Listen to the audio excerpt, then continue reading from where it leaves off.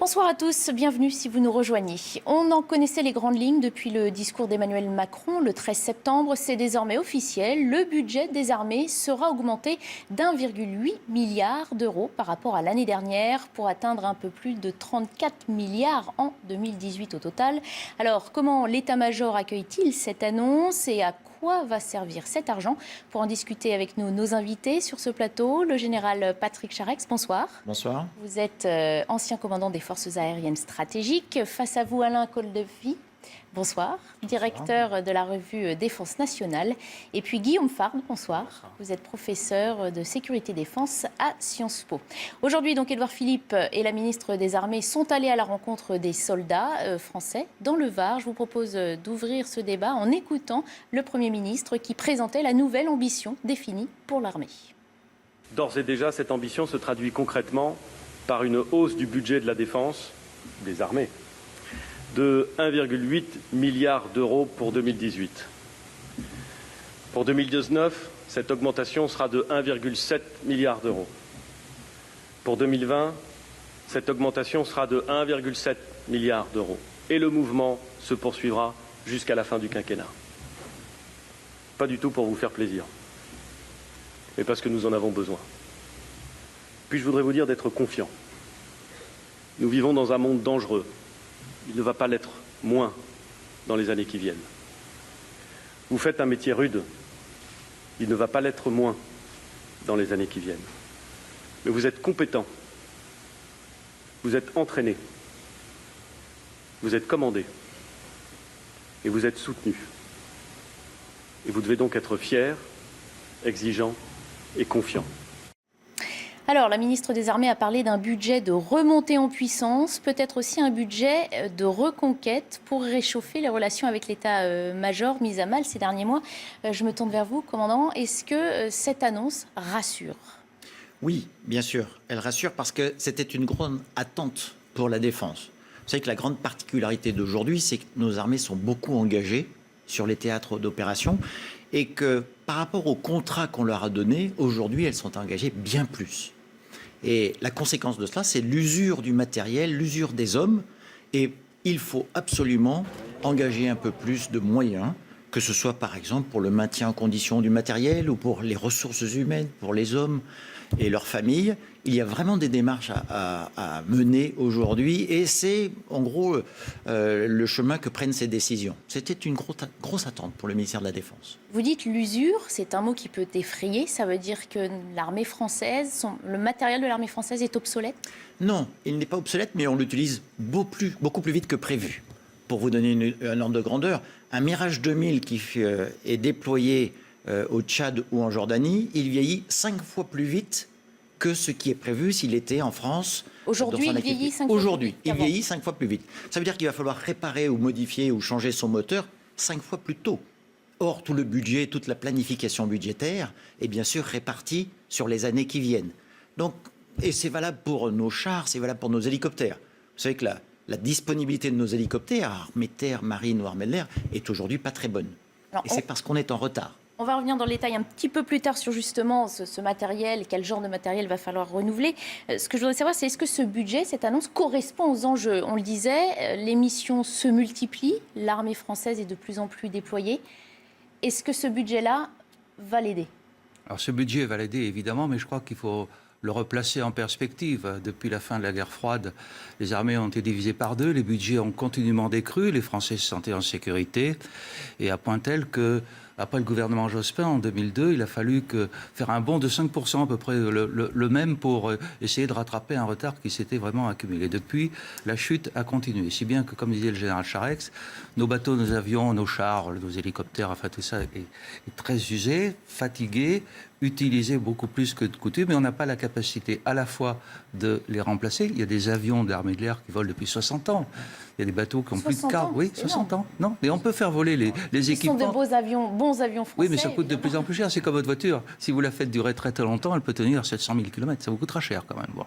Et donc, il faut à la fois les maintenir et puis les renouveler. Sachant qu'il y a des menaces nouvelles qui sont apparues, le terrorisme, le cyber, etc.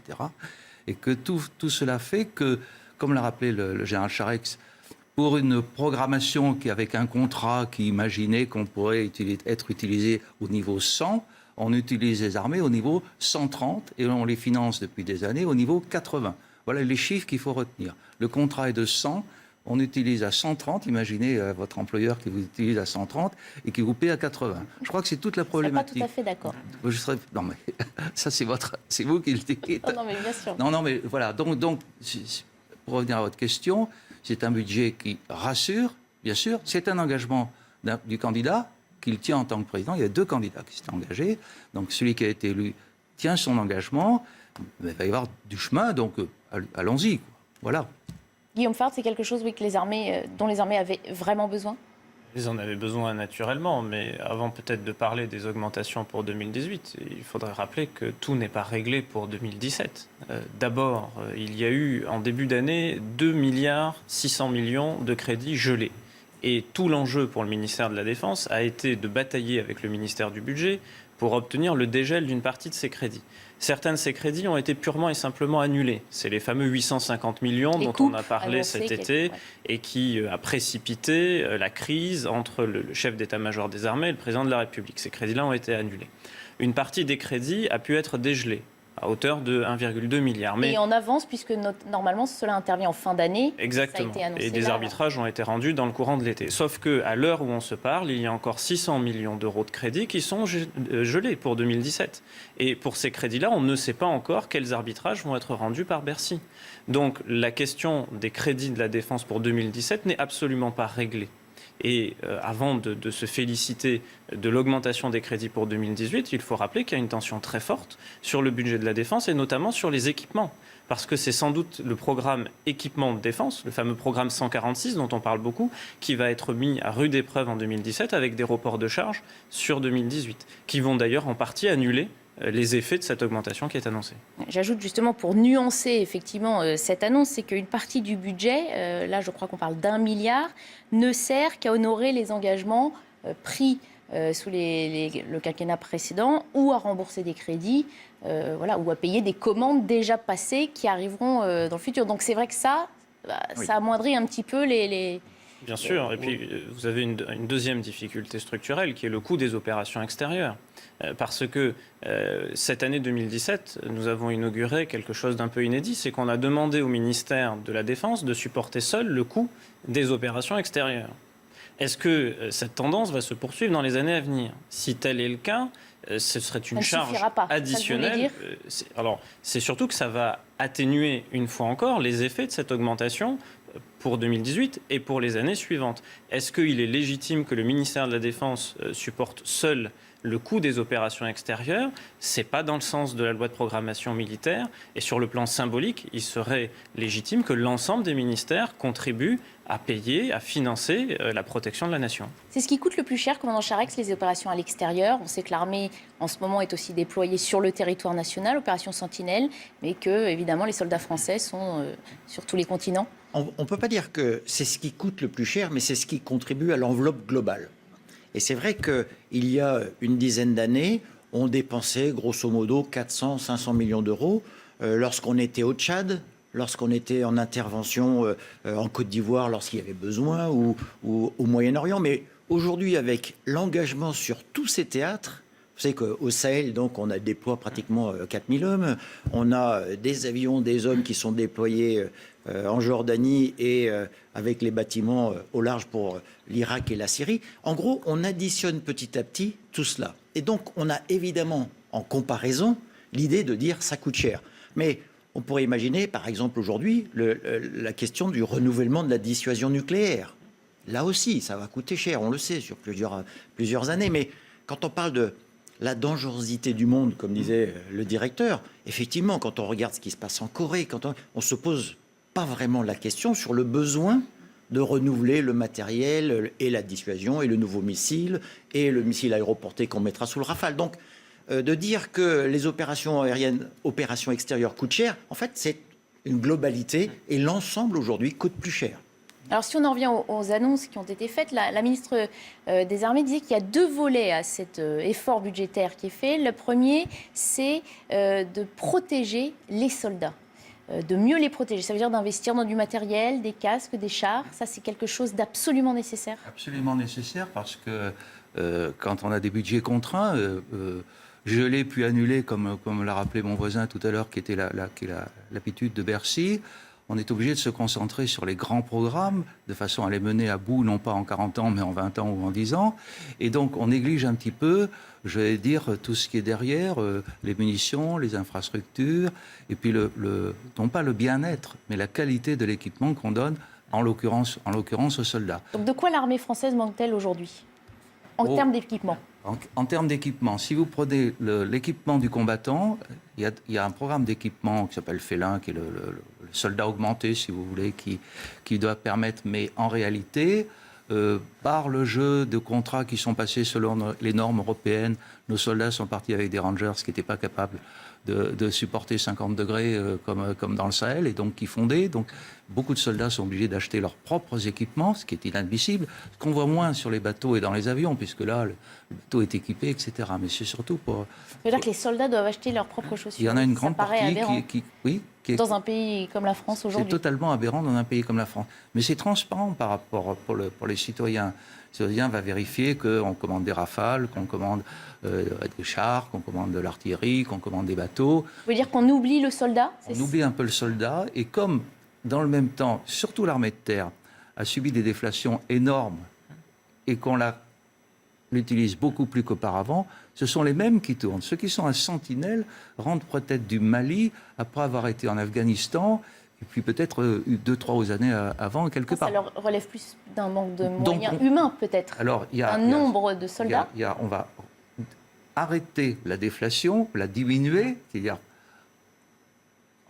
un petit peu augmenter les effectifs de l'armée de terre par rapport à ce qui était prévu, mais ils sont quand même en état de déflation, et essayer de mieux les équiper. Ça, c'est le premier volet que vous avez indiqué dans la déclaration de la ministre. Il est très important, parce que je ne voudrais pas revenir sur les événements de juillet, la faute qui a été commise contre le général de Villiers, et qui n'a rien à voir avec le budget maintenant. C'est une communauté d'hommes et de femmes un chef, le chef d'état-major des armées, qui a la responsabilité de les envoyer au combat, 30 000, tous les jours. Et donc, c'est une force humaine, et c'est une force qu'on ne peut pas traiter comme on traite un budget dans une administration. Voilà. Ça, c'était le premier volet, la protection du soldat. Elle a parlé d'un second volet, qui est d'améliorer la vie des familles, l'entourage des soldats. Ça, on y pense moins aussi, et pourtant, c'est primordial. Oui, c'est primordial parce que les jours d'absence du soldat aujourd'hui, du marin, de l'aviateur ou du soldat de l'armée de terre, vis-à-vis de sa famille, il est aujourd'hui absent à plus de 6 mois par an. Ça, malheureusement, aucun argent n'achète la présence d'un homme à la maison. C'est du nombre. Vous savez que quand on met quelqu'un sur le théâtre, il y en a un qui en revient, il y en a un qui se prépare, et normalement, il y en a un qui se repose. Donc c'est ce fameux cycle quaternaire qu'on n'arrive plus à faire, et maintenant, on est dans le cycle tertiaire. C'est-à-dire qu'on considère qu'il n'y a plus que 3 phases. Mais, et il faut en même temps que ce soldat s'entraîne. Donc qu'est-ce que ce nouveau budget, ou en quoi ce nouveau budget peut améliorer l'encadrement des familles? Parce qu'on parle aussi de mutation, de déménagement, parce que l'absence ne s'achète pas malheureusement. Oui. À quoi le budget peut servir? On va développer, enfin le ministère annonce le développement de mesures sociales, l'environnement familial, les besoins, par exemple, de la femme qui se retrouve seule avec ses enfants quand son mari est parti et qui a de soucis. Toute une organisation... Pour être soutenu financièrement, c'est ça que ça veut dire? Voilà, notamment, rappelez-vous... Une allocation ou une... Rappelez-vous les sujets et les difficultés de la solde, par exemple. Il faut bien, à ce moment-là, quand on touche 10 € dans le mois, parce qu'avec l'erreur du système, il faut bien tout un système derrière, d'aide, d'entraide. Il y a beaucoup de choses à faire. Je voudrais dire quand même sur ce sujet que les armées qui se sont réformées continuellement et qui sont exemplaires à cet égard, les garnisons ont été supprimées, transférées, déplacées. Et derrière, il y a des hommes, des femmes et des enfants. Donc, il y a aussi cette relative stabilisation. Un soldat anglais fait sa carrière dans son régiment, au même endroit. Un soldat français, il peut très bien se balader de l'Est au Sud, au Sud-Ouest, etc., au gré des reconfigurations voulues à la fois par le pouvoir politique, des maires qui se battent pour avoir un régiment, etc., etc. Et tout ça tout ça, c'est supportable un certain temps. Et ça s'accumule avec un taux en opération beaucoup plus élevé, avec du matériel qui fatigue, etc. C'est l'accumulation de ces choses qui font que ce sont des signaux faibles qu'il faut prendre en compte à un moment. Oui, Guillaume Farne. Oui, enfin, depuis 2002, il n'y a pas de ministère qui s'est plus réformé que le ministère de la Défense. On a demandé à ce ministère des efforts considérables en matière de défense. En 2003, la stratégie ministérielle de réforme, puis à partir de 2007, la révision générale des politiques publiques, puis ainsi de suite. Pendant une décennie, on a eu une accumulation de réformes au sein de ce ministère. À chaque fois qu'il y a un plan de réforme plus général de l'administration de l'État, et plus particulièrement un plan d'économie, on va aller chercher le ministère de la Défense en lui demandant d'être contributeur, et parfois très au-delà d'ailleurs, de son poids en proportion dans les dépenses publiques. Et c'est encore ce qui s'est passé en 2017, quand il a fallu passer sous la barre des 3% de déficit. On a demandé au ministère de la Défense des efforts qui étaient beaucoup plus importants en proportion que le poids des dépenses de défense au sein du budget de l'État. Et donc là, ce qui est en train de se passer, c'est qu'il y a un effet d'accumulation de ces réformes qui crée une tension très forte sur le budget du ministère de la Défense. Et à chaque fois que des économies sont prises, elles sont toujours prises sur les dépenses d'équipement. Parce que le ministère... Vous souhaiteriez une meilleure... Mais en fait, à vrai dire, on ne peut pas toucher aux dépenses de personnel. Et donc, à chaque fois qu'il y a des économies qui sont décidées, on va sacrifier l'avenir, on va sacrifier les équipements, on va sacrifier la R&D. Parce qu'à court terme, c'est indolore. Mais à moyen et long terme, c'est dévastateur. Et c'est comme ça qu'on se retrouve au sein du ministère des Armées, puisque c'est ainsi qu'il est maintenant baptisé, avec des équipements qui sont obsolètes. Et étant obsolètes, ils coûtent extrêmement cher à maintenir. Donc, un des enjeux de la programmation budgétaire, ça va être ce renouvellement des équipements courants. Sachant que, et le général le disait, il va y avoir aussi le sujet de la modernisation de la dissuasion nucléaire. Et ça, il aurait de toute façon fallu le faire. Et donc, de toute manière, le budget de la défense aurait dû augmenter au cours de cette législature. Donc, il faut aussi un peu atténuer les effets d'annonce très politiques. Alors un thème qui rejoint ce que vous venez de dire, on parle aussi de moderniser, le gouvernement parle de moderniser la manière dont l'État gère les équipements militaires et donc ses relations avec les industriels qui les produisent. Ça, c'est un thème aussi qu'on aborde moins. Qu'est-ce que ça signifie aussi, changer la relation qui unit l'État aux industriels ? Ça c'est quelque chose, pour le coup, de très positif d'annoncer cela, parce que jusqu'à présent, le ministère des Armées achetait les équipements et devait ensuite en assumer l'entretien. Et sur des équipements qui, pour certains, sont anciens, les coûts de maintenance augmentent. Pour des équipements qui sont modernes et donc à très haute valeur ajoutée technologique, les coûts de maintenance sont également très importants du fait de cette très haute valeur ajoutée technologique des équipements. Et donc, là, ce que l'on essaye d'étudier, ce sont des pistes qui sont des pistes modernes, des pistes d'avenir. Pour le coup, là, je suis plutôt... On a parlé de start-up, de travailler avec des start-up qui sont déjà investis dans le secteur, mais d'abandonner, on va dire, un peu les Dassault et autres grands groupes. Pas les abandonner, mais l'idée est de regarder plutôt dans quelle mesure... De se détourner peut-être un peu. De faire différemment, de les mettre plus en contact. Et je prends par exemple l'exemple américain, un peu sur le côté aviation, parce que c'est ce que je connais, mais l'industriel américain, Northrop Grumman, Boeing et tout, il est sur la base aérienne, il accompagne l'unité, il est au contact des difficultés sur l'avion, sur le Boeing ravitailleur. Et aujourd'hui, nous, en France, on est quand même assez isolés dans nos emprises militaires. Et les liens qui se font là, c'est quelque chose qui ne peut que apporter de la plus-value. Voilà, la France doit se moderniser, c'est ça, sortir un peu de son carcan. Faire différemment. Oui, il faut différemment, une autre objection. Et notamment, par exemple, l'externalisation. C'est qu'aujourd'hui, il y a une étude qui a été lancée. La ministre a lancé une étude pour dire comment est-ce que je peux externaliser le maintien en conditions opérationnelles.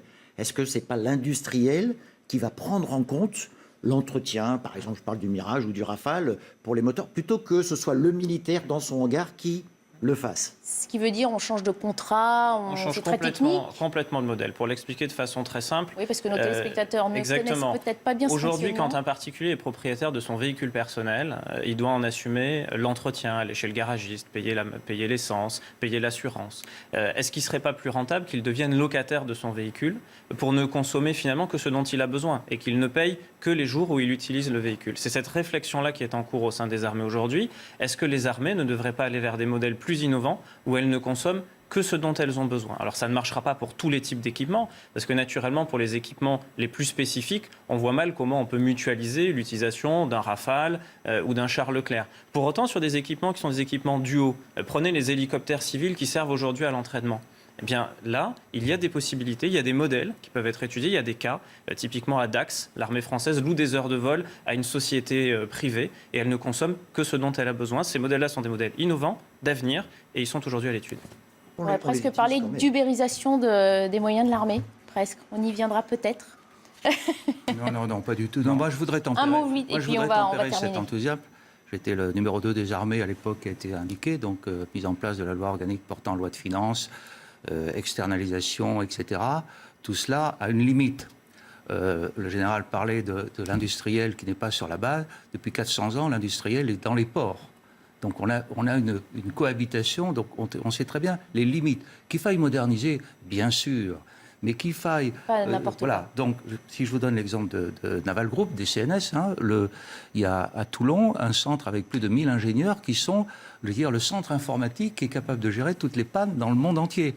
Ça ne fera pas changer un diesel à bord du bateau. Il faut que les gens sachent le faire. Ou un canon, ou réparer un hélicoptère. Donc, je veux dire, c'est une bonne idée, mais il ne faut pas s'emballer. Merci beaucoup. Merci, messieurs, d'avoir accepté l'invitation de CNews. Restez avec nous dans un instant. L'info revient.